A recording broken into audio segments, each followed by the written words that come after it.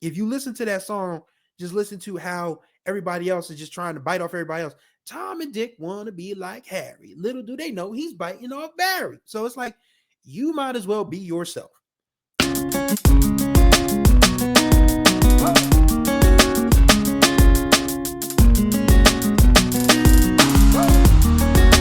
What's going on, everybody? You're right on time for another ride on the Groove Line with your host, Chris Stevens. Hopefully your week is off to a good start. This past weekend, we had the honor and privilege of inducting a whole class of wonderful people into the Rock and Roll Hall of Fame. And most notably for me, I mean, Outkast obviously is always going to be at the top of any list that we talk about here on the Groove Line. I can't wait to talk about Outkast with you guys. But I did want to talk about a female rap group that changed the game in the 80s forever. Of course, we're talking about Salt-N-Pepa, and it was so wonderful that, you know, Spinderella was invited and included in the festivities. It was so dope that Missy Elliott inducted them.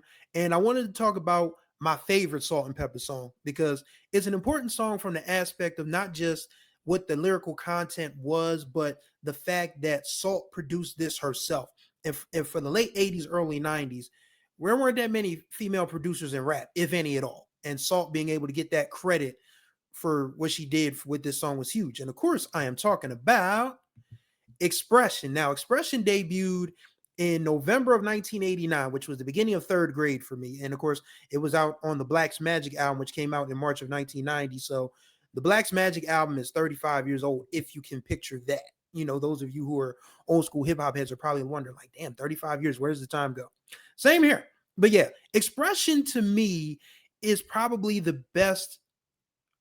I guess it's probably, you could say, the best overall representation of what Salt-N-Pepa was at that point in time. Like, these girls not only were just rappers with fashion, you know, with fashionista styles, with personality, but they had messages in their songs. Like, Joe want to be like Bob. Bob got it going on with no job. Rob got everything he got from Rob, and everything she got oh happen. And it's just like, it goes through that whole thing. Like, you know, Salt's like, you know, there's a businessman with a beeper for a reason, but not like Tim. Only he has a beeper because it's in this season. That's basically what she's saying.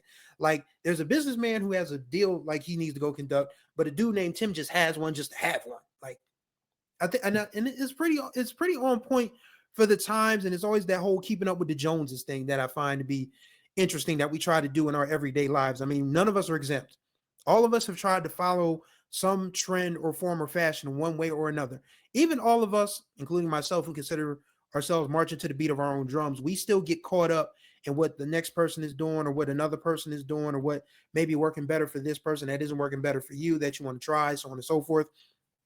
So that's just, you know, that's just the first verse. But I love Pep's line, you know, where she's like, I wear the gear I want to wear. I don't care if you stare. Yeah, go ahead, dear. Go ahead and stare. Afraid to be you, living in fear. Boo. Expression is rare. I dare you.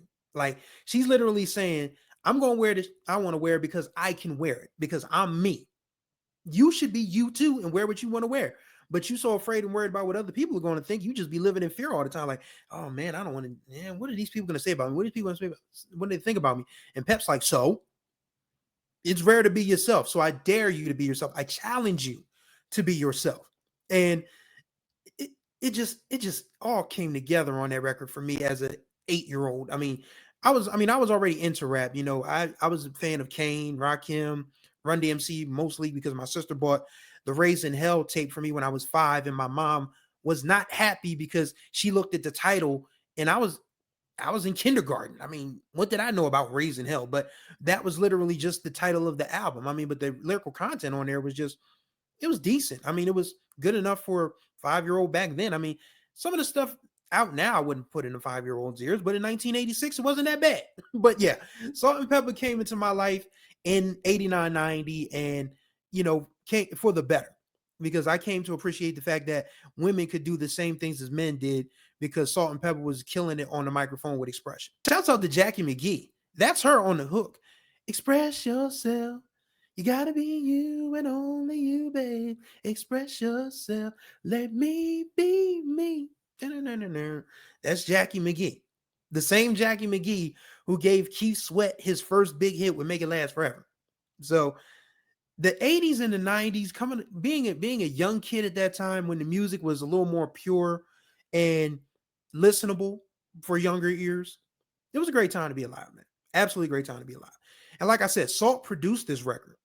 Like, I mean, Herbie Lovebug Azora gets co-producer credit on some, credits depending on who you talk to, but everybody by and large is like, you see Cheryl James, which is Salt's given name, on that production credit. Now, I think it's important that we understand what a producer does in music. Does a producer play all the instruments? Not always. But do they put everything together to make a song or an album connect? Yes, they do. And that's still a very important job. I mean, granted, there are a lot of hands-on producers who can play instruments, who can program the drums, who can do the synths and different things, who can play bass, who can play guitar, who can do horns, you know, get people to sing in certain keys and all of that. I mean, that's great. That's absolutely wonderful. And I'm not going to take anything away from Salt either. Maybe she was on the MPC. I don't know. I wasn't there. None of us were. But she got credit for producing that song. So for a female rapper to self-produce and have a big hit like Expression was, because Expression was everywhere in the beginning of 1990, buddy.